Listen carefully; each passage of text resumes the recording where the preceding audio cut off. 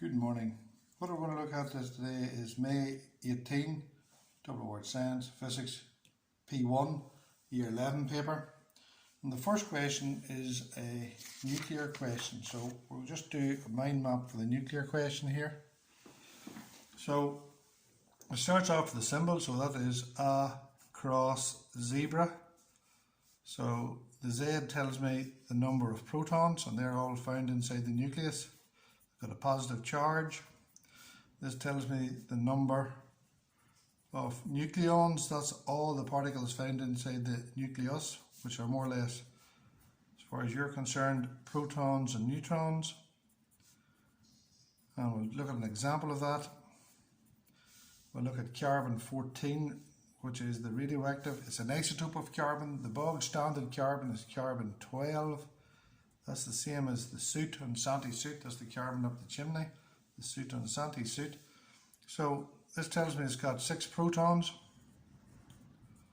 This tells me it's got 14 nucleons,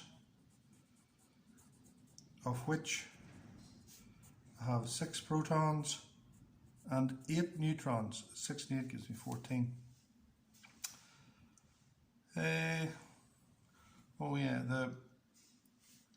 This is unstable. The reason that they believe it is unstable is the proton to neutron ratio. Ratio means divide.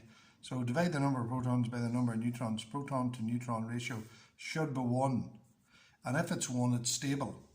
If it's not 1, it's unstable. And who says that? God says that. So that's the reason why these things are unstable. And when they're unstable, they fire out 3 types of radiation. They fire out alpha, beta, or gamma. Alpha is like a fish on the side, beta, B with a long tail, gamma is like a Y. And the symbols for them are 4,2He for your alpha, beta is naught, E minus 1, and gamma is gamma naught naught. This is like a helium nucleus. It's not helium, but it's like one. This is a fast moving electron, fast moving E, and this is pure electromagnetic EM wave. So the 4,2He, that is, it's got 2 protons, 4 nucleons. So it's got 2 protons and 2 neutrons. So if you're drawing an alpha particle, there's it there. It's got 2 protons, 2 neutrons. That's it. Fast moving electron. Electrons live in shells or orbits around the nucleus. So how do you get an electron from the nucleus? Well, it is believed that a neutron splits to give you a proton and an electron. And then that electron is fired out. And this is where mass is changed to energy. The last part of this question involves making up the tables to show decay. I'll probably just use the figures in this table just to be as handy as anything else.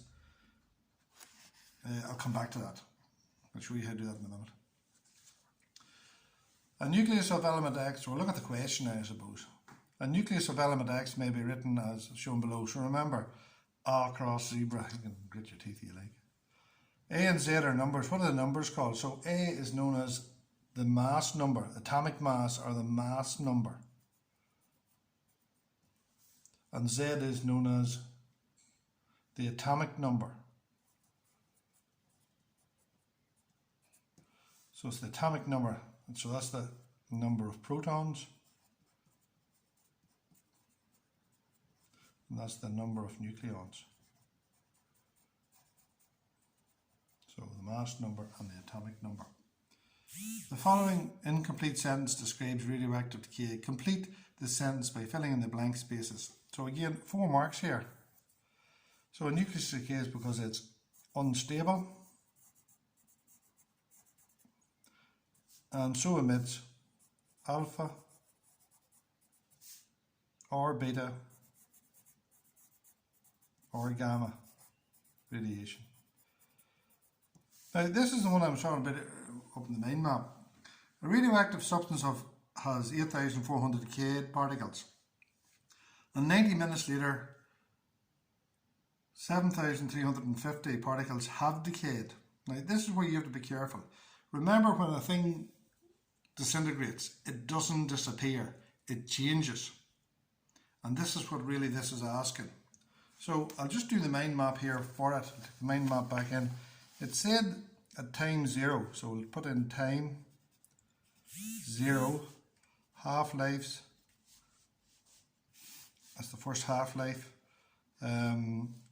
undecayed, and then decayed, right? So let's have a look. Undecayed. So there was 8,400 and then there was none. So at some time, we don't know what that is. At one half-life, there were 4,200. 4,200. Remember, they don't disappear. The nuclei do not disappear, they change. They have decayed. Go to the next one. What's the half of that again? 2100. Now take out the calculator, make sure you get these right. So it's 8400, take away 2100. So there's 6300 left. What am I looking for? I go again. 2100 divided by 2 is 1050. So 8400 minus answer, that gives me 7350. Do you see? Now if you look at the table, see what I have done here. How many half-lives is that? 3 half-lives. So it tells me 3 half-lives is 90 minutes. 3 half-lives is 90 minutes. So that must be 30 minutes, 60 minutes, 90 minutes. So a radioactive substance, there's it at the start, and there's none decayed. Notice that these two columns always add up to 8,400. Half of these decay, they change to this one, the decayed one.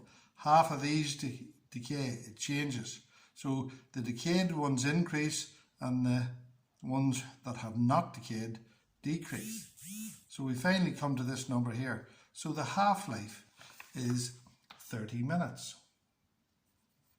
So if I was doing that there, question, I would do a table. I would do the time in 1. I'd do half-lives. See T subscript a half, sub meaning underneath. Undecay, decayed. I'd even put a total in there just for badness. 1, 2, 3, 4. So no half-lives, 1, 2, 3. And we start off 8400 and half of that, 4200 and half of that, 2100 and half of that, 1050. And then the decayed would be, well, there's none decayed there. If they decay, that's, always remember these two columns add up to give you that one. So then that would be 6300 and 7350. But the total of these would always be 8400. The atoms don't, the nuclei don't disappear. They just change. So, by first finding the number of undecayed particles, it's the undecayed particles after 90 minutes. The radioactive undecayed particles, and 90 minutes later, it has, that's how many decayed there is. Look. So there's the undecayed ones, and they both of them add up to give you that.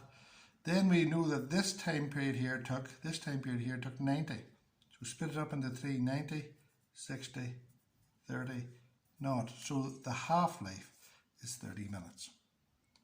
So that there is a very good question. It really is a good question because it really examines your idea of this here. And the whole idea of this is that they do not disappear. And if you do this table, you can see where the atoms go. So there on that mind map, there is a lot to be learned. So we're back to the good old sentence. Work beats brains when brains won't work. It takes time to learn, and it takes practice to get your studying technique that suits you. whatever that is. So there's the first question done. Possibly you'll see in question 2.